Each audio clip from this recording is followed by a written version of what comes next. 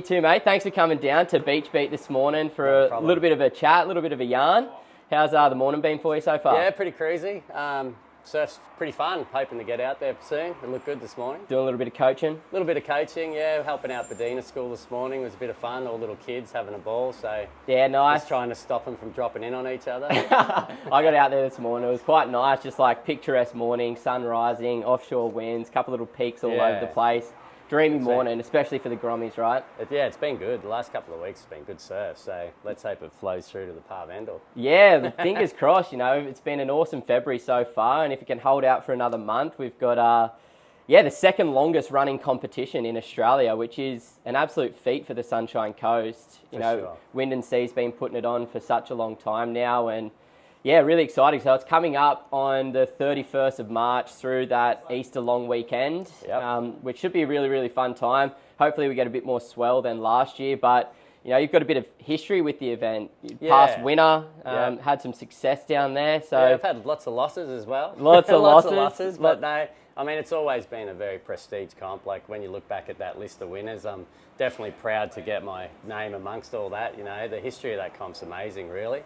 And it's always probably was a struggle early years going, like I grew up down here at Maroochydore and then going and surfing up there. I always used to blame the judges and whatnot, but in fact it was just not understanding the waves that well. So it's a tricky wave, Moffs. Like it really is. Like what were the conditions like the year that you won? Well, the year we won, I think when I won was probably the first or second year that actually decided we're not going to run at Ann Street. They decided to change it to Easter weekend too. So and Easter previous to that had been pumping every year too. So I think the first year they moved there, I think Hedgie might have won it actually, and it was pumping Moffat. So it was really good. Yeah.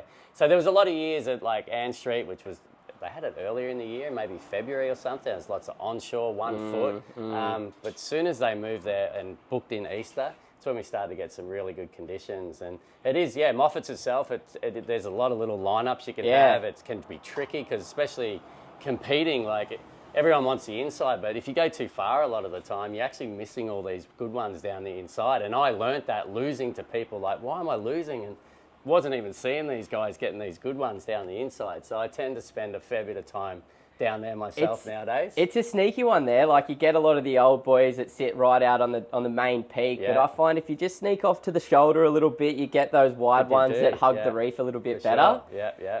And it varies with the tides too. So like the more local knowledge you've got there, the better you are for sure. 100%. So what year was it that you actually took out the open division? I think it was 2009 or 2010. Maybe 2010. Kicking it back a little bit, and I was already 36 years old at that point. So, and I was all the losing that happened, which helped me to learn to actually be able to win that year.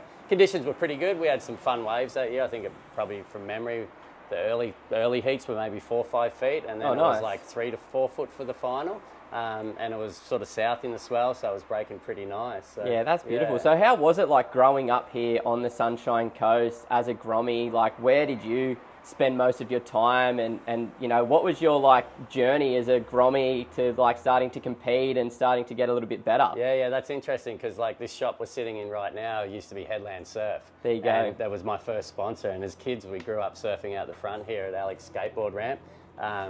So yeah, my youth was all surfing here, more up Maroochydore way, and then you know, I was competing a lot then. We had the Australian circuit back then, so I was doing a lot of the Australian circuit, which led on to QS events, and then started to spend a bit of time overseas, and then eventually come back and moved. I've been south of the river now for 20 years, I think it's been. So, and I always said to myself, if I buy a house, it's going to be at Watala. You know, like any time when we were young growing up, if there was swell, we'd be straight down there. So still like that these days. As I get older, I'm only going to surf when it's better, so I may as well be down there. And I see you down on the beach quite often with your setup, with your either umbrella and your camera, filming the young ones that are coming up now, sort of, you know, probably picturing yourself maybe 30 years or however many years ago. For sure.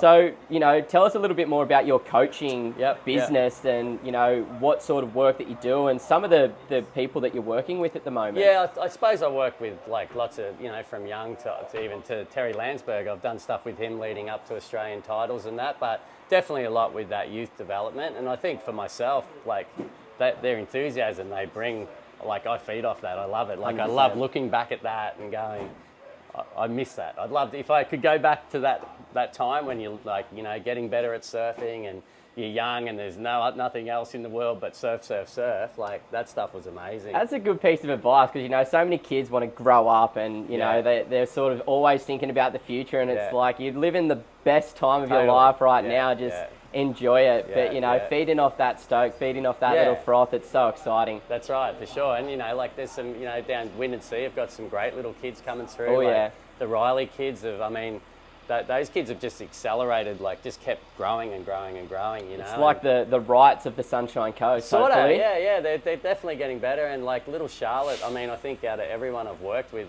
at one point she was the fastest improver I'd ever seen. Like, probably one of the only person I'd ask to go do something would literally go do it and come back in, and I have to go, well, we've got to work on something else now because she'd already done Smashed it. it. So it was pretty quick learner. Yeah, quick learner, yeah. Oh, that's awesome, mate. That's so good. Yeah. So, like, where can people sort of connect with you and find you if, like, a couple of the younger Groms are watching this going, I need some high-performance coaching. I want to start winning some of my club events. Yeah. I mean, like, it's through social media they can get hold of me too, and you know, I always try to find some time to help people out, and even like been doing some stuff with Reef Hazelwood the last couple of weeks too. So I just enjoy it. You know, I look at stuff I do surfing now, and I watched the turn I did the other day, and I've been doing it for 35 years, and I've always thought it was good. Thought I was ripping, and I watched it the other day and went, that's terrible. So I would have liked to have that feedback myself, someone telling me, you know, like, hey, let's try it this way sort of thing. So I like to be able to help people with that, help people with their technique, their approach to a wave, and the competing side of things too. I was watching a video from Lakey Peterson on YouTube the other day, and she was sort of saying, like, 3 tips to get better as a surfer. You need to film yourself surfing and watch your filming back, because it really shows you where you're at. Yeah, totally. You also need a coach, so somebody to mentor and coach you and give you some tips and some feedback, and then maybe even compare your surfing to somebody else's surfing as well that is maybe a bit higher level. For sure, yeah. And I mean, look, the thing with coaching nowadays, and we had an importing go when I was young, and it was on the beach coaching, which is good, but like nowadays with the video, the analysis programs, like I can throw it into, there's all different ones, but you can put it in there, put it side by side with someone. You can even like switch, like I've been switching Parko to a Goofy to help Reef sort of watch that sort of thing, you know. So the tools we've got available now make it a lot better, a lot more advanced, really. Oh, that's awesome, mate. Well, thanks so much for coming in today and talking a little bit about your experiences in the past. We got Pa Ma Bendall 50th anniversary coming up on the Easter long weekend, so make sure you get down there.